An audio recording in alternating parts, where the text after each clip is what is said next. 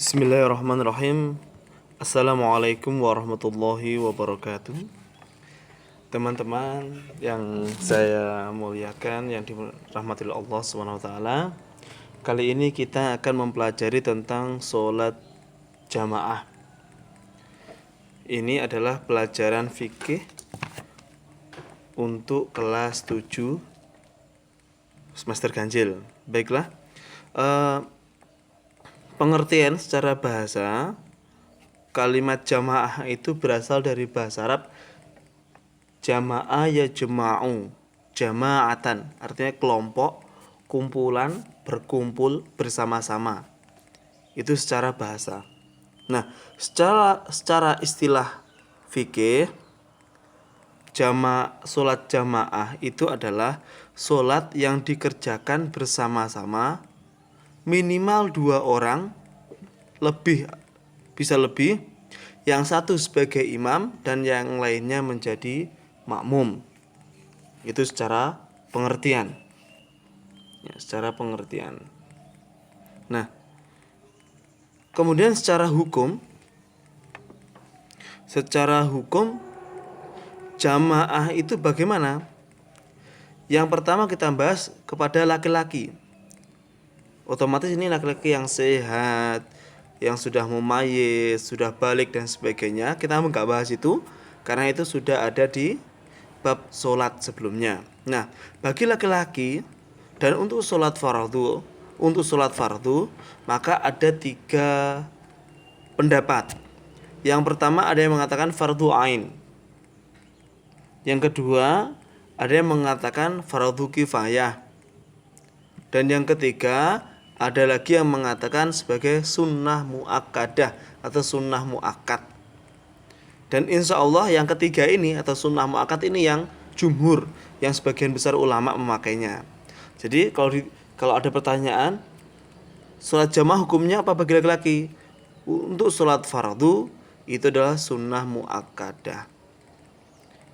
Memang dalam beberapa cerita itu bahwasanya Nabi itu sangat keras menyuruh para sahabatnya untuk sholat jamaah, gitu ya. Tetapi beberapa ulama melihat dari berbagai macam cerita sirah Nabi memutuskan, sebagian besar memutuskan bahwasanya hukumnya adalah sunnah muakkadah. Nah, itu dalilnya, artinya apa? Dalil dasar hukumnya itu ada pada surat An-Nisa ayat 102. A'udzubillahi minasyaitonirrajim. Bismillahirrahmanirrahim. Wa idza kunta fihim fa aqamta lahumus sholata faltakum ta'ifatun minhum ma'aka. Yang insyaallah artinya gini. Wa idza kunta fihim, dan apabila kamu berada di tengah-tengah mereka, di tengah-tengah sahabatmu, di tengah-tengah umatmu, fa aqamta lahumus sholat, maka dirikanlah sholat bersama-sama, artinya sholat jamaah. Faltakum, maka hendaklah ta'ifatun minhum, segolongan dari mereka itu juga ikut berdiri bersama kamu, maka artinya ikut sholat bersama kamu. Ini adalah dasar hukum dari kesunahan sholat berjamaah. Secara keutamaan kita jelas sudah tahulah ya. Sholat berjamaah itu 27 derajat lebih tinggi daripada sholat sendiri-sendiri. Itu untuk sholat fardu, ya. Kemudian tempatnya di masjid, diutamakan di masjid. Nah, kalau untuk sholat sunnah, sholat sunnah akan terbagi jadi 2. Ada sholat sunnah yang disyariatkan berjamaah, ada sholat sunnah yang disyariatkan tidak berjamaah. Maka itu ada macam-macam, tahajud, duha, itu tidak disyariatkan untuk berjamaah. Walaupun ada beberapa ulama membolehkan berjamaah kalau niatnya untuk litarbiyah. Tapi kayak taraweh, sholat Idul Fitri, Idul Adha, itu disyariatkan untuk berjamaah. Kemudian sholat sunnah kayak rawatib dan lain sebagainya itu disunahkan di rumah, ataupun kalau berjamaah juga di rumah, gitu ya. Nah, rawatib itu tidak berjamaah, itu sunahkan di rumah. Seperti sabda Nabi dalam hadis Bukhari Muslim yang diriwayatkan oleh Bukhari Muslim, "Shallu ayuhan nas fi buyutikum." Wahai manusia, manusia, solatlah kamu di rumah kamu. Fa inna afdhalas sholati, karena sesungguhnya solat yang paling utama solatul mar'i fi baitihi, adalah solatnya seorang di rumahnya sendiri. Ilal maktubah, kecuali solat fardu. Berarti solat fardu disunahkan dan lebih utama dilaksanakan di masjid. Jadi kalau kita mau ke masjid untuk sholat duhur, sunnahnya qobliyah duhurnya itu di rumah, kemudian sholat di masjid, kemudian ba'diyahnya di rumah. Nah, untuk perempuan bagaimana? Nah, perempuan tidak disyariatkan untuk sholat berjamaah, artinya tidak diwajibkan atau tidak disunnah muakatkan untuk berjamaah. Karena bagaimanapun perempuan lebih utama sholat di rumahnya. Ini karena untuk menjaga fitnah, gitu ya. Kadang kan kalau perempuan lewat dari rumah ke masjid, nanti ada yang ganggu dan lain sebagainya. Maka kan Nabi mengatakan, la tamna'u nisaakum al-masajida, jangan larang perempuan-perempuan kamu pergi ke masjid. Gitu ya. Artinya boleh sholat jamaah di masjid, boleh. Wa buyutahunna khairul lahunna, tapi sebenarnya sholat mereka di rumah itu lebih utama. Itu secara hukum, ya. Itu secara hukum. Kalau ada yang nanya, terus apa dalil kalau sholat jamaah itu lebih baik daripada sholat sendirian?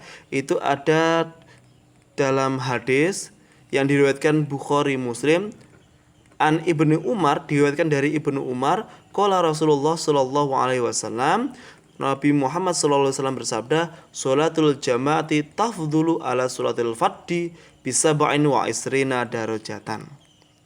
Salatnya berjamaah itu lebih mulia daripada salat sendiri 27 derajat. Nah, itu tentang salat berjamaah. Nah, sekarang kita membahas tentang imam. Tadi kita pahami imam adalah orang yang berada di depan, yang memimpin sholat berjamaah. Syarat imam bagaimana? Yang jelas Nabi Muhammad mengatakan aqra'uhum, yang bacaannya paling fasih. Ini otomatis setelah dilihat dari mana? Dari kemampuan dia sholat. Jadi sudah menguasai fikih dasar. Karena nggak boleh jadi imam kalau nggak mempunyai kemampuan terhadap fikih dasar. Jadi aqra'uhum, yang lebih fasih. Kok semuanya fasih semuanya? Dan semua sudah menguasai fikih dasar untuk sholat semuanya, maka afqahuhum, yang paling pintar hukum fikihnya, yang paling menguasai ilmu fikihnya, yang paling pintar agamanya. Kok semuanya sama? Maka awaluhum hijrotan, yang pertama kali hijrah, artinya yang pertama kali masuk Islam. Kalau sama semuanya maka dilihat yang umurnya dan seterusnya, gitu ya. Kemudian siapa yang jadi imam? Laki-laki boleh mengimami laki-laki, boleh mengimami perempuan, boleh mengimami banci. Maaf ini ya, banci ini adalah banci yang asli, bukan perempuan yang bergaya laki-laki ataupun laki-laki yang kemayu yang bergaya perempuan. Banci asli itu yang ya orang yang ini lahir kemudian mempunyai dua kelamin. Maaf ibu yang dua kelamin, sehingga dia bingung, sehingga dia sendiri nggak tahu dia itu laki-laki perempuan. Itu nanti lari ke kecenderungan. Sekarang kan sudah ada, dan sekarang sudah ada operasi biasanya untuk menentukan ini laki-laki atau perempuan dan sebagainya. Kalau dulu kan tidak ada, gitu. Maka laki-laki bisa mengimami 3 kelompok ini. Anak-anak otomatis, anak-anak nggak dihitung. Mengapa? Karena anak-anak itu berarti belum balik, gitu ya. Kemudian perempuan hanya boleh mengimami perempuan nggak boleh mengimami banci. Kenapa? Takutnya yang di makmumnya, yang banci yang jadi makmum itu ternyata dia lebih condong kepada laki-laki, ya. Kemudian banci bagaimana? Banci hanya boleh mengimami perempuan, tidak boleh mengimami sesama banci.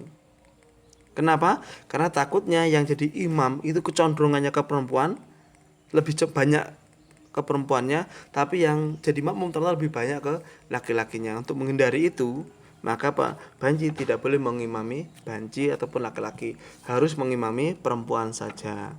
Nah, sekarang dengan teknologi yang modern, insya Allah sudah bisa sudah bisa dipilah.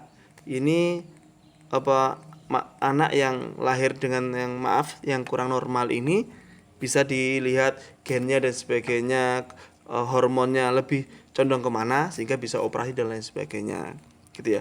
Maaf, ini banci yang asli ya, bukan banci-bancian, bukan jadi-jadian. Oke, maaf ya. Kemudian syaratnya makmum bagaimana? Nah, syaratnya makmum bagaimana? Ya mudah.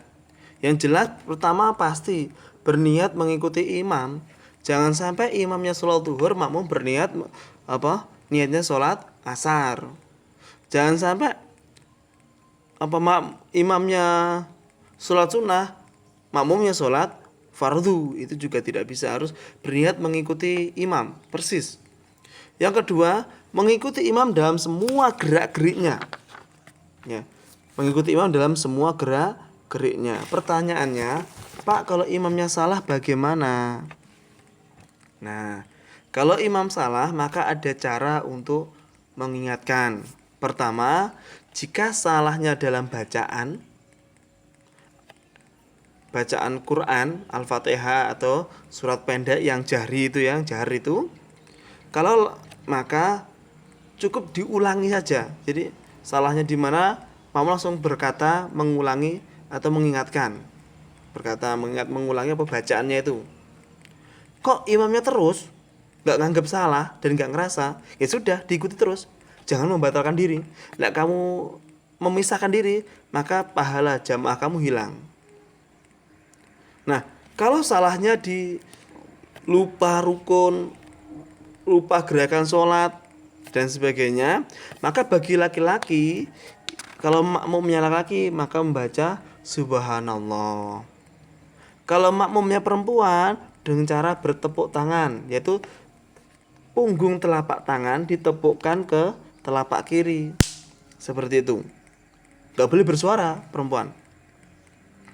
Kok imamnya terus gak merasa salah gitu ya, atau gak ingat, benar-benar gak ingat, maka makmum mengikuti saja sampai selesai. Kalau udah salam, kok ternyata imamnya gak sujud sahwi karena ini, berarti diberitahu. Terus kalau imamnya sujud sahwi maka ikut sujud sahwi. Imamnya mengulangi rukun maka makmum juga mengulangi rukun. Jangan memisahkan diri. Kalau memisahkan diri maka pahala jamaahnya makmum akan hilang. Jadi itu. Syarat yang kedua adalah mengikuti imam dalam segala gerak-geriknya. Kemudian syarat yang ketiga, makmum berada di satu tempat dengan imam. Nggak bisa kamu berjamaah dengan imamnya di masjid, kamu di rumah. Gitu ya, nggak bisa. Yang kedua, yang selanjutnya, makmum tempat berdirinya tidak boleh sejajar atau di depannya imam. Karena yang paling depan harus imam. Itu syarat menjadi makmum. Sekarang tentang susunan shaf. Kalau shaf ini sholat pasti kan makmum ada bershof-shof. Kadang-kadang kalau shafnya cuma satu, kalau imamnya satu, makmumnya satu dan laki-laki, cukup di sebelah kanannya agak ke belakang dikit. Kalau datang satu lagi, ya sudah, langsung ambil di sebelah kirinya makmumnya itu. Nanti ketika ada gerakan, ya imam agak maju dikit, makmum agak mundur dikit, sehingga bisa lurus shafnya dua orang itu. Itu sama seperti yang diriwayatkan oleh Imam Muslim, hadis Nabi an Jabir, diriwayatkan dari Jabir, qala, berkata Jabir, sholaitu khalfan Nabi sallallahu alaihi wasallam. Saya sholat di belakangnya Nabi Muhammad sallallahu alaihi wasallam. Jadi dia jadi makmumnya Nabi. Wa qumtu an yaminihi. Saya berdiri di kanannya Nabi. Summa jaa Jabir ibnu Sokhrin. Kemudian apa? Datanglah Jabir ibnu Sokhrin. Nah, berarti kan makmum kedua ini ya. Faqoma an yasari. Kemudian dia berdiri di kirinya imam. Fa akhadha bi aidina. Kemudian Nabi Muhammad memegang tangan kami hatta aqamana khalfahu. Kemudian sehingga kami berdiri di belakangnya beliau. Jadi ketika salat boleh bergerak, tapi otomatis dengan cara tidak melebihi 3 gerakan dalam setiap gerakan sholat itu ya. Jadi itu kalau makmumnya cuma satu. Kalau makmumnya banyak, susunannya bagaimana? Yang jelas yang pertama pasti laki-laki dewasa. Belakangnya anak laki-laki. Kalau sopnya banyak, belakangnya lagi kalau masih ada sop perempuan. Belakang lagi kalau masih ada ya sop anak perempuan. Dan rapi. Syarat sop itu rapi, rapat, lurus. Ya, rapi, rapat, lurus. Makanya imam kan sering bilang sawu sufufakum fa inna taswiyatas sufufi min tamamis sholat. Ya. Kemudian sholatlah rapikan softnya karena soft yang rapat yang rapi itu salah satu syarat kemuliaan dan kesempurnaan sholat. Bahkan dalam hadis Nabi dikatakan Saddul kholal, maaf saya katakan saddul kholal. Ada apa? Rapatkan jarak. Fa inna syaitana yadkhulu fi ma bainakum bimangzatil hadfi. Karena setan itu akan masuk di antara soft itu kemudian mengganggu. Ya. Seperti masuknya dan masuk di antara kamu sebagai seperti anak kambing, artinya yang mengganggu sholat. Maka dirapatkan softnya, diluruskan softnya. Maka sering toh imam mengatakan sufakum, artinya rapikan softnya, rapatkan softnya. Itu tentang apa? Soft di dalam sholat berjamaah. Tadi kita menyinggung tentang jamaah yang cuma 2 kemudian datang lagi. Itu kan disebut makmum masbuk ya. Nah, makmum masbuk itu ada 2 macam. Ada yang yang tertinggalnya itu masih bisa mendapatkan rukuk. Jadi datang imam masih rukuk, maka langsung rukuk saja. Takbir langsung rukuk saja ngikuti. Nah, ketika itu dia dianggap ikut 1 rakaatnya imam. Jadi tapi kalau dia datang kok setelah rukuk, imam sudah i'tidal, maka dia dianggap sudah kehilangan 1 rakaat. Jadi nggak bisa jadi makmum masbuk tiba-tiba langsung ngepung. Oh, imam sudah rakaat kedua langsung sholat sendiri, ngepung sampai rakaat selesai kemudian bareng sama imam salamnya, nggak bisa seperti itu. Ya, itu tata cara tentang makmum masbuk atau makmum yang telat. Ya, itu saja. Terima kasih. Assalamualaikum warahmatullahi wabarakatuh.